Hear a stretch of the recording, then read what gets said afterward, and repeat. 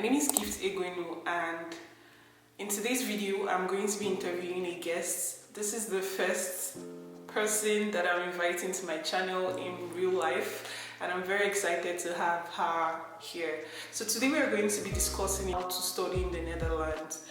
And the reason I'm making this video is because I've had a couple of people ask me about how can they come study in the Netherlands through their master's or BSc degree, but I really don't know any information about that. So I thought to invite a friend that is currently doing a master's program in one of the universities here in the Netherlands, because I know that that would be the best option to help you all with the information that you're looking for. So I hope you find the video helpful. So our guest today here is Chinyere, and she's currently studying here in the Netherlands, and I'll allow her share all the tips and information you need to study in the Netherlands. Yeah, over to you, Chinyere. Thank you. Hello everybody, my name is Chinyere. I am a master's student studying here in the Netherlands at Wageningen University and Research. I am studying Tourism, Society and Environment, and I'm currently in my second year. And this big video is basically to take you through the process of what it takes to get admission in the Netherlands, travel from wherever to come here and study, and also to inform you of the different scholarship opportunities that are available for students in the Netherlands. A lot of people want to know what it takes to come to the Netherlands to study for their masters or their bachelors, and this video is basically to give you like a step-by-step procedure of what it takes and what to go through. I will also be using some of my personal experiences because I am currently an Orange Knowledge Program scholar. I will let you in on what that means later. But basically, it's the scholarship program that I am studying under. In the Netherlands, there are a lot of scholarships that are available for African students and also students from all over the world. But I will mainly be talking about the ones I'm knowledgeable about. The scholarships there are four major scholarships that are very open to African students, and they are ABF Scholarship, ASP, that's African Scholars Program. There is WFP, that's Wageningen University Fellowship Program, and then there is OKP, Orange Knowledge Program, which I am a scholar of. And these four scholarship bodies are majorly fully funded for African students, and I will be talking about OKP in this video because that's the one I'm very much used to. From my personal experience, I would recommend that you start with the steps and procedures in applying for a scholarship in the Netherlands. I would recommend that you start with making your research into the university that you want to study in.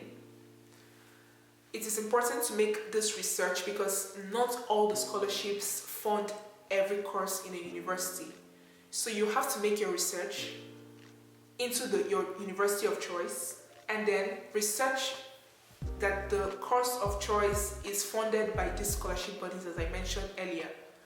Once you are sure that this scholarship is funding your course of interest, then you can proceed with your application. I would also recommend that you get ready your international passports. It is very important because a lot of people do not know how important the international passport is, and at the end they hurry for it and they might miss the application deadline.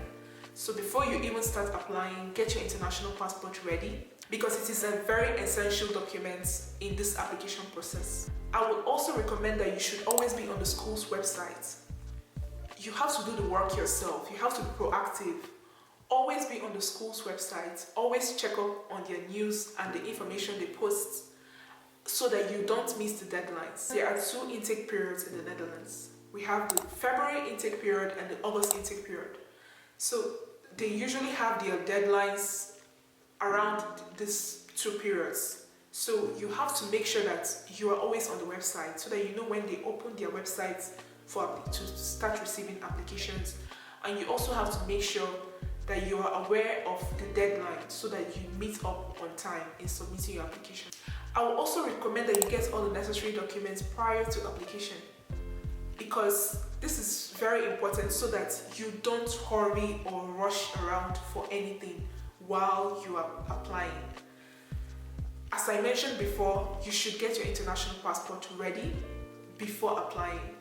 You should get your transcripts from your university that you studied in your bachelor's. Your transcripts should already be certified by your university, ready and waiting for your application process. You should also have your proof of English proficiency.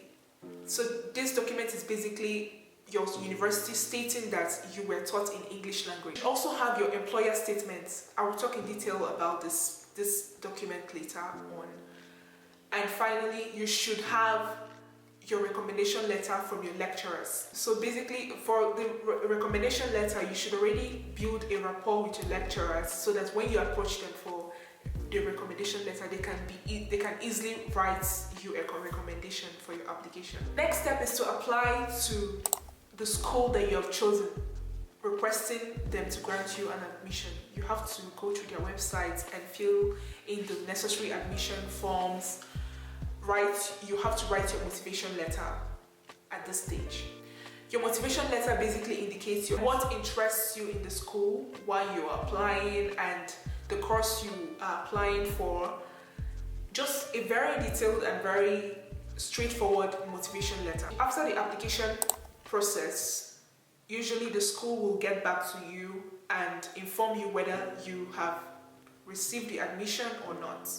Usually they always give the admission so long as you meet up with the requirements and so long as your motivation letter is straightforward and they can see that your grades and everything you wrote in your letter correspond with your grades and your documents. In this process, the school will invite you for scholarship application.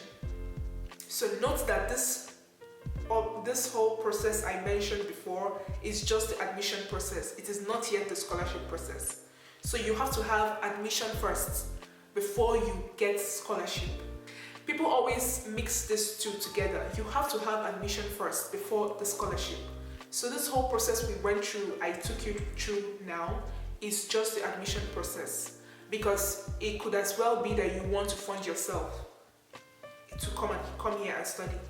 After your admission letter is sent to you by the school, they will send you a letter asking you if you want to study under scholarship, and they will show you in the letter the scholarships that are available at that moment for you to apply to. And if you reply in the affirmative that you want to study under a scholarship, they will give you a slot. So it could be ASP, it could be OKP, it could be WFP, it could be ABF. It could also be two of them at the same time. After this invitation to apply for scholarship by the school, this is where the main work starts. Scholarship application stage is very critical because you have to be very, very careful at this stage to make sure that you get selected. You have to follow all the rules on the website that is stipulated by the scholarship body that you're applying to. After you indicate to the school that you are interested in studying for a particular scholarship, you have to note it in the email. They would then refer you to the scholarship body for the application process to begin. For the OKP scholarship process, which I am a scholar of, and that's what I'm knowledgeable about, OKP will send you a form, which in that form you have to fill in an essay and answer 3 critical questions. These questions encompass the essay, and this essay is basically noting your motivation, why you want to study under that scholarship, and what you bring to the table, and how you intend to use the knowledge that you gain from studying under the scholarship to invest back to your country. It is at this stage that the employer statement form comes to play, because at this stage, somewhere in the form, you are going to upload your employer statement. So by this time already, you should already have this employer statement ready. Your employer statement template is already on the OKP application form. All you need to do is to take it to your employer, who will append his or her signature. Basically, the OKP essay form encompasses three questions, three critical questions that you have to answer. The first question is, what problem do you want to solve? So in this question, you have to be very detailed. I have to note that in this essay and in answering these questions, you have to be sincere. You don't necessarily have to use a lot of grammar. You don't necessarily have to be overemphasizing. You just have to go straight to the point, use simple language, because from experience and from what I've also heard from other people's experiences, they don't want you to beat around the bush. They want you to go straight to the point. So the essay should not be more than 1,000 words. So they basically need you to be concise, detailed, straight to the point, and coherent. You have to make sure that you are very much clear in what you are stating in the essay. If it is possible, give your essay to other people to read and proofread for you. Maybe scholars that are already studying under OKP or that have studied under OKP, or other people that you know that can help you to proofread and edit this essay, because this is exactly what will select you or not select you. Second question is usually, how would your course of study enable you to solve the problem that you want to solve, which is the first question, which you wanted to solve in the first question. I said before, you also have to be detailed. You have to be practical in whatever you're saying. Whatever claim you're making, you have to be practical. If possible, if you're using references, make sure you cite whatever source that you're referencing in the essay. The question is, how will your current position help you to solve this problem? So it's already expected that you're employed in an organization. So in this question, you have to state, how will your current position in the organization that you're working in help you to solve this problem that you want to solve?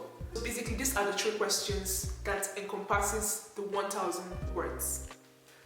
After this stage, after you have submitted your application process to OKP, you have to wait for your nomination process.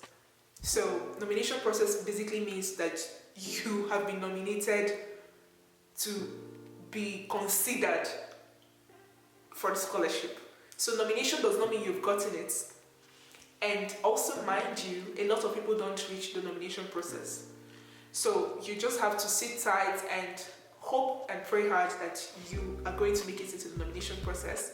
And if you do, that means you stand a chance at least. And if you don't, keep trying and maybe try next year or try other scholarships. Basically, when you've been nominated by the board that is in charge of the selection, you sit tight and also wait. Getting nominated usually takes like 3 or 4 weeks duration. And after the nomination, getting selected usually takes like a month plus. Usually a month after the nomination process, the result of the scholarship application is released. So basically, you get an email notifying you if you were selected or if you were not selected. If you were not selected, don't give up, keep trying, try other scholarships, or maybe try next year if you really want to study under OKP. And if you were selected, congratulations, great, you're already in and you should already start getting your bags ready and planning to travel. I also have to talk about the rejection status, also what they call the reserve list. So the reserve list is basically the list of people who did not make it into the scholarship but are kept in the reserve list by the scholarship body. This list is so that if anybody that was selected for the scholarship drops out, maybe they got another scholarship or they decided not to come anymore to study under that scholarship, they can fall back on the reserve list and start choosing from the first person in the reserve list to give the scholarship to. I'll also use my own experience because in my case, I was not chosen for the scholarship. I was rejected and I had already forgotten about it. I was already down, depressed that I didn't get in, but after a month, I received an email from OKP again, congratulating me that I was the first person on the reserve list and somebody had dropped out from the scholarship. So it is important for you not to give up hope if you are rejected, because anything can happen. It happened in my case and it also happened in somebody else's case, one of my friends. So it happens, they always pick people from reserve list once anybody that was selected falls out. The next step at this stage, if you were selected, is to start preparing for your travel. So basically the school will handle almost everything about your travel. So you have to go to the embassy, to the Dutch embassy in whatever country that you are in, and apply for your visa. OKP is a fully funded program. So OKP would already pay for your visa fees. So all you need to do is to go to the embassy and do your capturing, and your visa will be available to you for your travel. I have to note at this point that the 4 scholarships, as I mentioned earlier, ABF, ASP, OKP, and WFP, are all fully funded, but not all of them fund your travel expenses. In the case of OKP is fully funded all round. It funds your travel expense from your country to the Netherlands, and from the Netherlands back to your country when you're done studying. Your university will already send you your flight tickets, and yeah, you're good to go, and welcome to the Netherlands. Thank you so much for watching this video. I hope you found all the information that Chinyere shared very helpful. If you have any questions, please feel free to leave them in the comment section, and I'll be happy to have answered them for you. Don't forget to give this video a thumbs up, like and subscribe to my channel. I'm going to see you all in my next video.